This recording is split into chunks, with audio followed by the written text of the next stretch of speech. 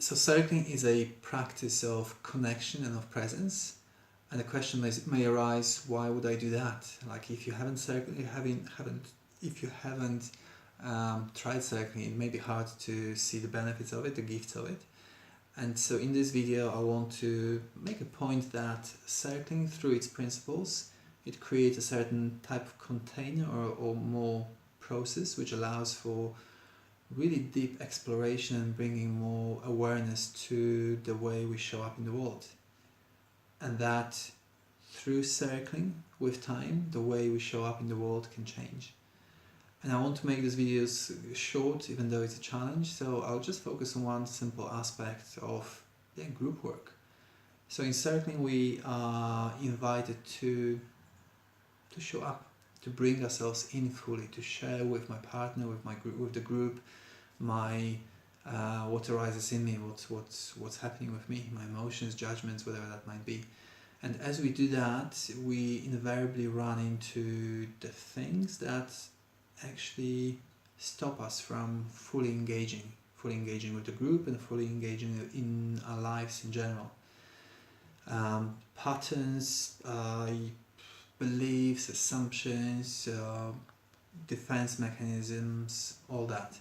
And through working consciously with those, and especially with the support of a group, that we gradually make space for something else to arise, for a sense of self-assuredness, for a sense of grounding, for a sense of self-respect, for a sense of a desire for a more fuller self-expression. We make space for more empowering set of beliefs about ourselves to be embraced. So I remember when I first started circling, I would just be holding back. I wouldn't be speaking much. I had a notice as I was inquiring into, like, why am I like this? I can see other people just effortlessly sharing and revealing and being engaged and asserting themselves, while I was kind of caught up in my thinking about, I don't have what it takes, I don't have as much experience, I'm too much in my head, I'm not connected with my emotions, and all sorts of beliefs. And then that circling gave me a space to really consciously bring that in, to work on that, to name it, to express it, and to bring more space around that. And so I did become more engaged, and then there were additional layers of beliefs, such as it's probably not that good to take space, or I can engage and I can contribute, but I need to say something clever, I need to say something spiritual. That's a huge pattern of mine, by the way. And then that was investigated or inquired into, worked with. That I relaxed around that, and there was another level, a deeper seated belief of I'm just not okay to be the way I am. It's not enough for me to be the way I am. I need to do something. I need to be in a certain way in order to fit in order to win other people's approval and all that. And so I guess what I'm pointing to is that just by being in a group and actually consciously observing ourselves as we are in the group, observing all these dynamics, bringing them into, voicing them, naming them, that we get into contact with so many beliefs, so many assumptions, so many things, so many elements of our inner landscape. And it's just very, very powerful. Basically, as we engage in the practice, what comes to the surface is all the different ways in which we keep ourselves small. All the beliefs about not deserving, about other people deserving more, about me being small and the world being huge and threatening, overwhelming. So all those things that keep a lead on our energy flow, on our self-expression, on our agency, in a will. So we may ask, why would I want to look into these limiting beliefs and all those patterns? And the answer is that we can transcend them in a way. Not quite sure if transcend is the right word, but as we consciously work with them, as we bring them to light, as we express them, name them, inquire into them, feel into them, as we are supported by the group, we start relating to those patterns, these thoughts, these beliefs, rather than from them. So there's more spaciousness, and we are able to make different choices. We slowly start playing with different ways of behaving. We engage, we allow ourselves to be seen, to be heard, and in the process we are actually celebrated. We are encouraged, we are celebrated for taking risks. And slowly something starts emerging, like there's a new belief that, wow, it's okay to take space. It's okay to take attention. I may see that when I share my experience, it's a gift. It's something that serves not only me, but it serves the group as well. There's a recognition that we are on a shared journey, that we are helping each other grow, that we are each other's teachers, and that in itself is quite a wider perspective, more empowering perspective. And so we learn in a way to value ourselves, we learn to value our experience, our truth. We see that it's important as anyone else's, and there's gradual recognition, gradual sense of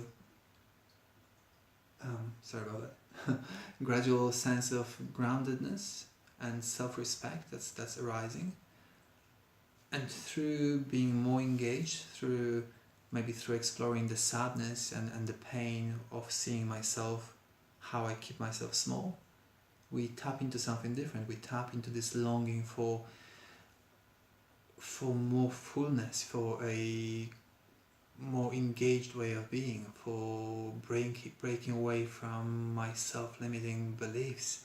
We tap into that powerful impulse for freedom, effectively.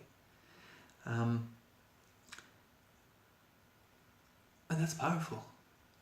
And I need to refer to my notes now. And the more we engage, the more we see that actually, wow, we are exercising our agencies. We are acting in different ways now. We are exercising our self-leadership. And there's a sense of aliveness, there's a sense of freshness, there's a sense of excitement, there's a sense of freedom. And from that comes a commitment, in a way, we can connect a rising commitment to bringing myself more fully into life, to resting in my truth, to speaking my truth, to being more authentic in my life. And with it comes a sense of groundedness, of self-assuredness, a sense of trust, which is really just a start of a beautiful, beautiful journey, in a way, and a beautiful place to be, to start seeing those qualities arising.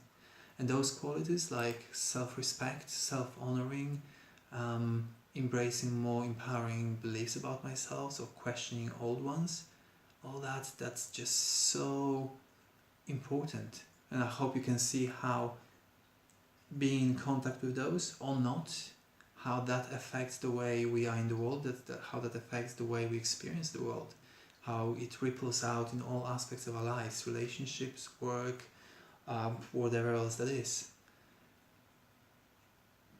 And so I guess in this video I wanted to show that circling is not just connection and presence and looking into each other's eyes.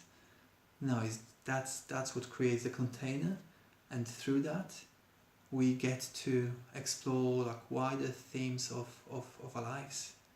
We're really touching on and we're really working with the way we experience and the way we are in the world. And so I hope this video gave you a slightly wider perspective on circling, and maybe if you have never, maybe it has, hopefully, maybe it will inspire you to try to come along and try to see and try to taste this practice. It's like it's really, I'm using big words. I'm using words like impulse to self-expression and to full engagement in life, but that's that's my that's my experience of the practice, and I have seen change and transformation happen over and over again. So I believe in that. So it kind of feels good to be able to speak these words as well, and in some way to invite you to come and experience it for yourself. So yeah, this is video number 2 done, and it's 10 p.m. on the 31st of December. So I'm wishing you all Happy New Year. I'm gonna pack up and go to my little party. So yeah, have a good night.